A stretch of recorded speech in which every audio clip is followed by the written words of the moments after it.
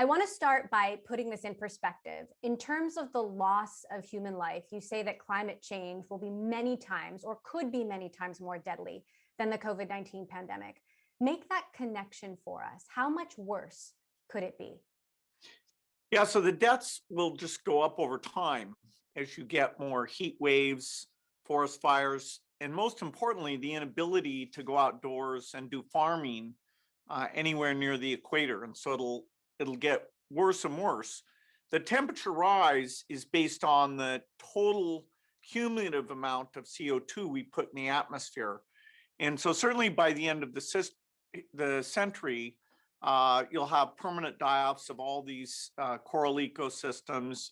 No beach you ever went to will be around. And sadly, there won't be a simple solution like, hey, let's get a vaccine and we can get ourselves out of this thing, because it's the entire industrial economy that's responsible for these emissions.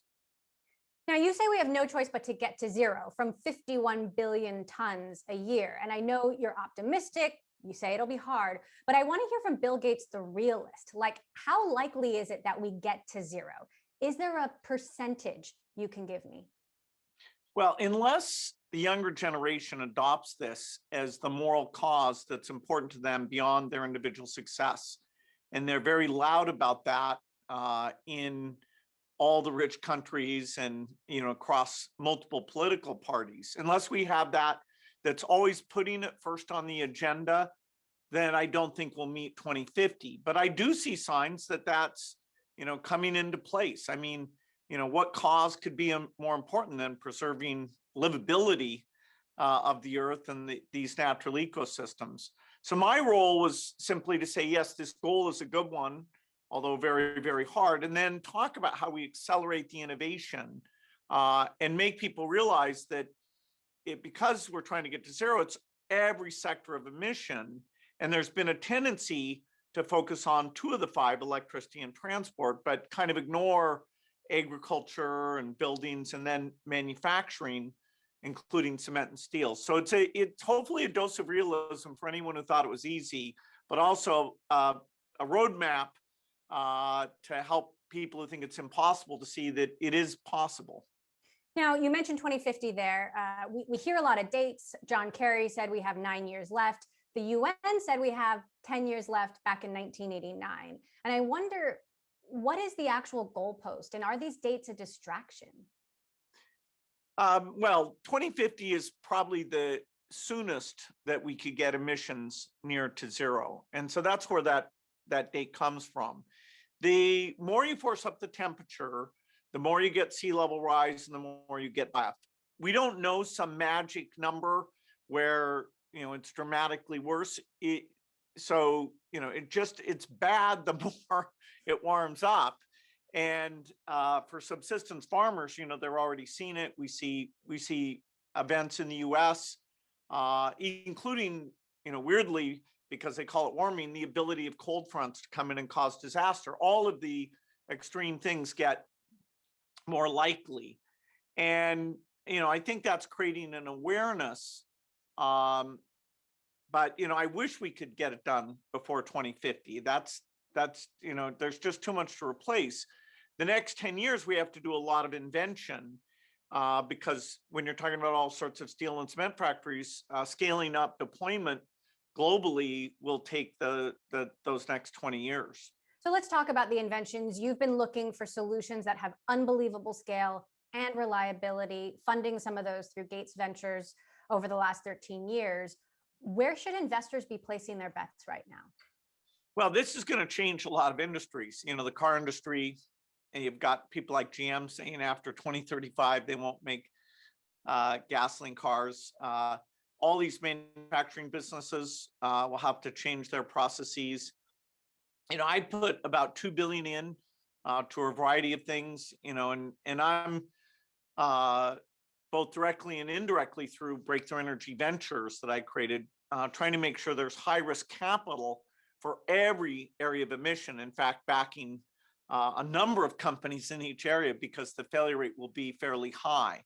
But there's promising work. We talk about the green premium, which is the extra cost to buy, say, a ton of green cement versus the normal cement, those green premiums are very, very high. And I propose in the book that the size of those metrics and bringing those down to be very, very small, that's actually the best indication of will the world be able to achieve this very ambitious goal, even more than the near-term reductions, because you can make near-term reductions and not solve the hard parts. And we need all the parts. Now, so much of the problem involves big things, as you point out, like steel and cement and fertilizer. And I wonder, how much do individuals and individual decisions really matter? Like, if I stop eating burgers, which you point out are a big carbon culprit, will that really make a difference?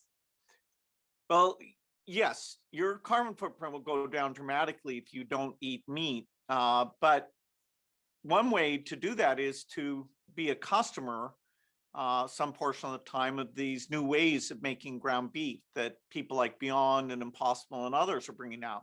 Because as demand for those goes up, they scale up their factories, they improve the quality, they get the price to come down. So whether it's an electric car or artificial burger, that demand is catalytic, because we're trying to recreate what we saw with solar panels and lithium-ion batteries, where the volume actually brought the cost down. And for the passenger car, within 10 to 15 years, all these improvements will mean the green premium, the extra what you give up with an electric car where you might need a tax credit, that'll go all the way to zero. And the market, as you saw with GM's plans, will be green without the government having to impose regulations or tax credits. But those things are so key to help us get to that end state. Now, we know you love burgers, and I'm just curious, like, what do you do when you get a craving? How often can you just not resist and you just eat a good old-fashioned burger? Well, about 50% of the time when I have a burger, it's one that's made with these Impossible Foods or Beyond Meat ground beef. And those have essentially no greenhouse gas emissions. As they improve their products, and they're quite good, I really highly recommend that people try those. I'll get to the point where I'm 100% buying just those burgers. I'm also spending money on direct air capture and lots of things to completely offset my carbon footprint, which, it's very high because of the way I travel, and, I have more than one house. So, I'm in a sense one of the most guilty, but I'm pioneering offset approaches that are really honest, and that as those get purchased, they'll also come down in price. So you're planning to give meat up 100%? The cow-based meat, now, some people are trying to change the cow's diet or capture the methane. So, I don't want to count the cow out. There's a lot of ingenuity there. But right now, these protein-based approaches have surprised me how far they've come in. When they've been offered in burger chains, the demand has been quite good. Now, some of the critics have said you don't focus on the political obstacles enough when it comes to climate change. You're solely focusing on the technology here. If there's one thing that the Biden administration could do to help solve this problem faster, that would really make a difference, what would that one thing be? Well, the long lead time item to drive innovation is R&D funded by the government. And in the health space, the US has done a brilliant job with the National Institute of Health that's driven breakthroughs and, creates private companies that take that and offer products to the US and to the world. The energy R&D budget is way too small, well below the health levels. So that's got to go up dramatically. Some of the tax credits to help the new product categories like green steel and cement or energy storage, we need to apply that tactic there. And then the government's a big purchaser, and they can buy more of these green products. And so we really need to get going and push the innovation and push the demand side for those innovations as well. Now, we just saw a major shock to the electric grid in Texas, a lot of deaths. You mentioned that energy plants there should have been weatherized. And I'm curious, where do you think we should be making investments right now before this happens again? Well, there's two things the Texas event shows, and one thing it doesn't. It doesn't show that renewables were the problem in that case because there were shutdowns because of lack of weatherization in natural gas and even tripping one reactor to go off. But the two things it does show is that we're going to have more extreme events, so we need to be ready for that. And we need to invest in resilience. It is fair to say that if you don't build transmission and storage and some nuclear, which is not weather dependent, that you are going to have a lack of reliability when there's tough weather. And the politics of permitting transmission lines, we need to come up with a way to make that more attractive. So there's a legitimate issue of reliability, although it wasn't the problem in this case. Now, your fellow tech titans like Jeff Bezos and Mark Zuckerberg and Elon Musk, they're all tackling different elements of the climate crisis. And I'm wondering if you should all join forces like the Climate Avengers or something to really take this on. Well, Elon, Tesla pioneered the electric car market, which is great. His carbon challenge for direct air capture will be good. Jeff Bezos has made a gigantic commitment with his climate fund. And actually, I am talking to him. We will end up doing some things in partnership, and at least we'll understand what the other one is up to. So I agree, as we get more people engaged, figuring out, okay, what is the path for innovation, both supplying and demanding innovation, we should brainstorm more, although, our individual ideas are part of the strength of, crazy entrepreneurs working on this problem. How might we see you partnering with Jeff Bezos? Well, he's funded a lot of the key climate organizations. We're talking about, and he's part of Breakthrough Energy Ventures. The idea of how you create a demand side for these green products, even in the early stage where their green premium will be high, that's an area where, we need something. I've realized of all the missing pieces, and we talk about that as being catalytic in nature. We want to bring companies and governments in on that, but having a strong base of philanthropic capital to get it started would be fantastic. And yet, Jeff Bezos obviously has made that $10 billion commitment, but these Amazon cardboard boxes, the blue and white envelopes, I hear even worse, the trucks for delivery. I mean, shouldn't a company as innovative as Amazon be able to figure that out? Well, you can't put every societal problem on Amazon. They are part of the physical economy delivering goods. So of course their scope 3 emissions are large. So there's Amazon as a company that's committed to electric delivery vehicles and funding innovation. And then there's Jeff as an individual, where that 10 billion is even more than I've spent. I've spent a few billion, and I'll spend a few billion more in the years ahead. So, in both cases, I think you'll see thoughtful ways of spending the money. But this requires, all of society to get engaged. It's not, just one intervention or one, company that can fix this. So, meantime, you make it clear technology is what's going to help us solve this problem. But at the same time, technology is what's also making the problem worse in perpetuating the, misinformation that climate change is a hoax on social media. How frustrating is that for you? Well, I'm not sure how much. I know in the case of the pandemic, there's a lot of crazy conspiracy things out there, and that, is widespread and affecting mask use and openness to vaccination. In climate, yes, we're probably likely to get that, particularly as we succeed in getting governments to, have aggressive policies, understanding why some people don't see this problem or feel a need to deny the problem. I think we have to be, very thoughtful about who will they trust to be convinced, who could go out and look at these coral reefs, or look at the heat wave, or just look at the model. It shows that the beaches in lots of places will be gone. This is because it's a multi-decade task.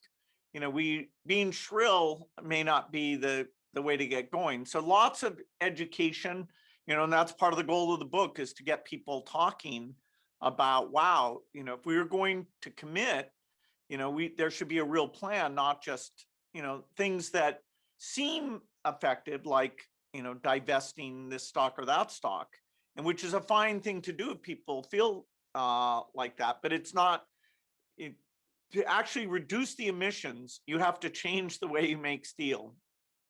There's just no kind of metric or divestment or blocking traffic that alone will get rid of those emissions.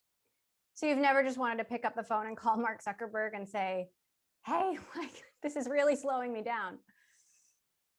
Well, Mark, he's got to maintain kind of an open platform, and on vaccine things, they've stepped up to try and get the egregious stuff out of there. I have a good dialogue with Mark. I think he's been put in a hard position in terms of what the government rules or what a company should do to let debate continue while you have the really extreme stuff that drives people into sort of a non-reality position. How do you distinguish those things, and who's supposed to do that when you have millions of messages every hour?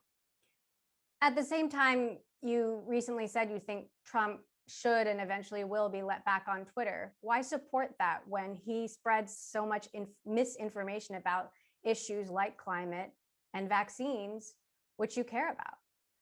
Well, there's a question whether labeling things is better. I mean, those messages are likely to show up somewhere.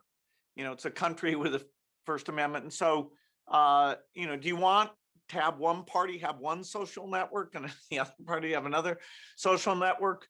This, unlike climate, where I'm in talking to the best scientists and funding it, the way we draw the boundaries on social networking, I don't have that solution, but I know that we need very smart people at Facebook and universities trying to say, how do you draw the line there?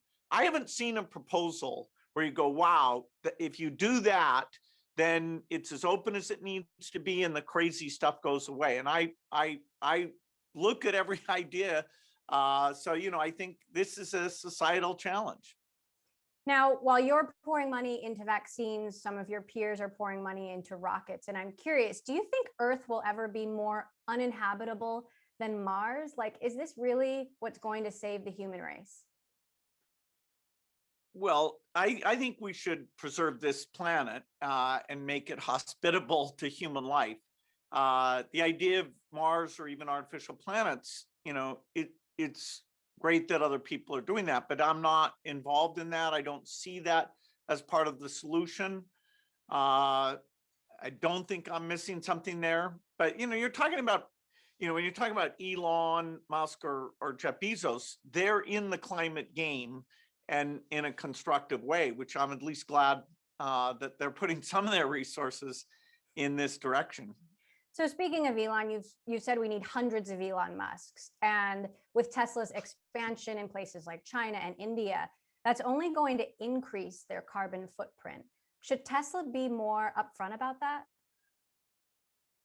Well, Tesla reduces your carbon footprint. And if they get, an electric car, as we convert the electric generation to be zero emissions, is one of the few categories that we see a path to zero.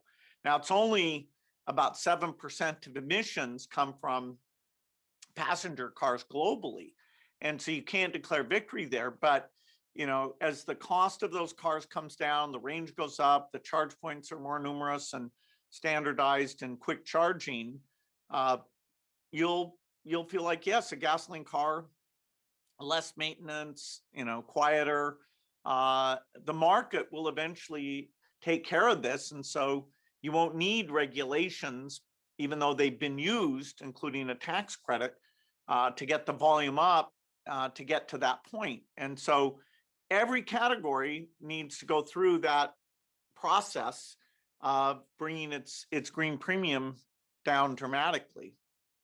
Now, I understand you own a Porsche electric car yourself. Elon has in the past claimed you shorted Tesla, and I wonder if there's any truth to that. Well, I think Tesla's an amazing company. I wish I'd, been more on the long side, but it's great. And I have lots of relatives who own Teslas that I've helped buy for them. So nothing but positive thoughts about Tesla and its role. Now that said, I'm curious for your thoughts here, because Tesla could potentially make more money from its Bitcoin investment this year than profits from electric cars in all of 2020. What's your take on that? What's your Bitcoin take, and the fact that the price can just go up or down based on a simple tweet from him? Well, look, Elon has tons of money and he's very sophisticated. So, I don't worry that his Bitcoin will sort of randomly go up or down. I do think people get bought into these manias who may not have as much money to spare. So I'm not bullish on Bitcoin. And my general thought would be that if you have less money than Elon, you should probably watch out. Why aren't you bullish on Bitcoin?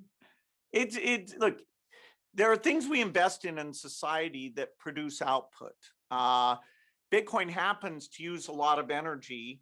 It happens to promote anonymous transactions. They're not reversible transactions. The Gates Foundation does a lot in terms of digital currency, but those are things where you can see who's making the transaction. So digital money is a good thing. And there's a different approach that's local currency and attributed, and deals with all the money laundering and terrorism type regulations, and yet gives you the very the convenience and the low cost of transaction.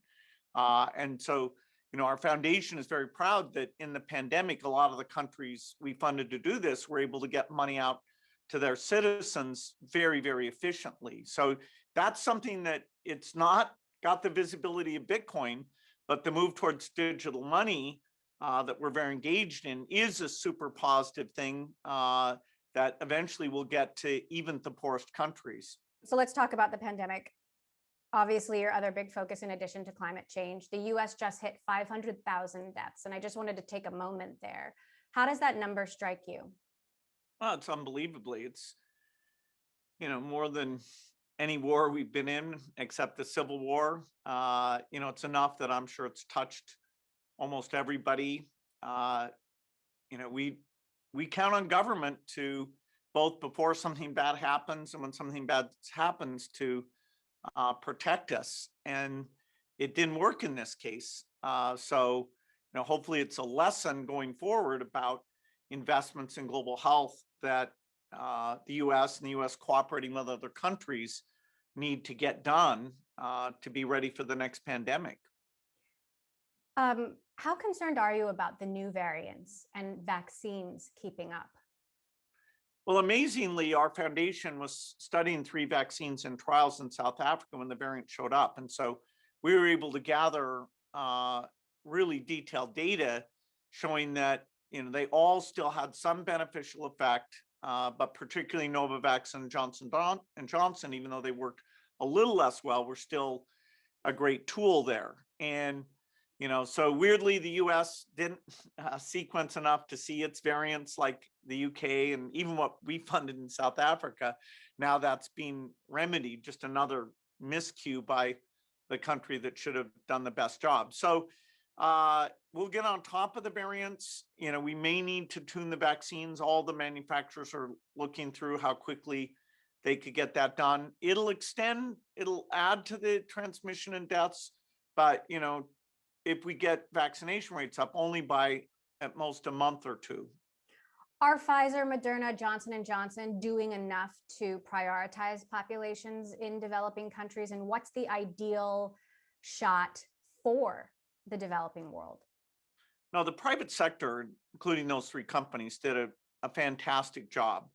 Uh, we've been backing the mRNA approach for about a decade now. Sadly, it's not that mature, and so you can't scale it up as much as we'd like, nor is it cheap. And so the vaccines 3 through 5, AstraZeneca, Johnson and Johnson, and Novavax, can be scaled up through Indian factories to a higher degree. So for developing countries, those three and sending the right ones to the right place will be most of the solution. Not to take away from anything that Pfizer, who funded its work, or Moderna did, but those will mostly land in rich countries. So at this point, what are the biggest headwinds that you see in the vaccine manufacturing process? Yeah, well, every day there's a complex discussion about, okay, do we have enough glass vials for fill finish? Do we have all these different ingredients that come from different countries? I do think some of the, vaccine nationalism, where people are trying to look good in their own country by somewhat blocking things going around, there's huge downside in that. We need to get the vaccines out in large numbers. We need to end this epidemic globally. And from the beginning, the voice of the foundation is included not only moving faster, but this equity question. And over the next 4 or 5 months, the world can behave well. It's mostly governments now that are limiting how much we can help countries that don't have vaccine factories.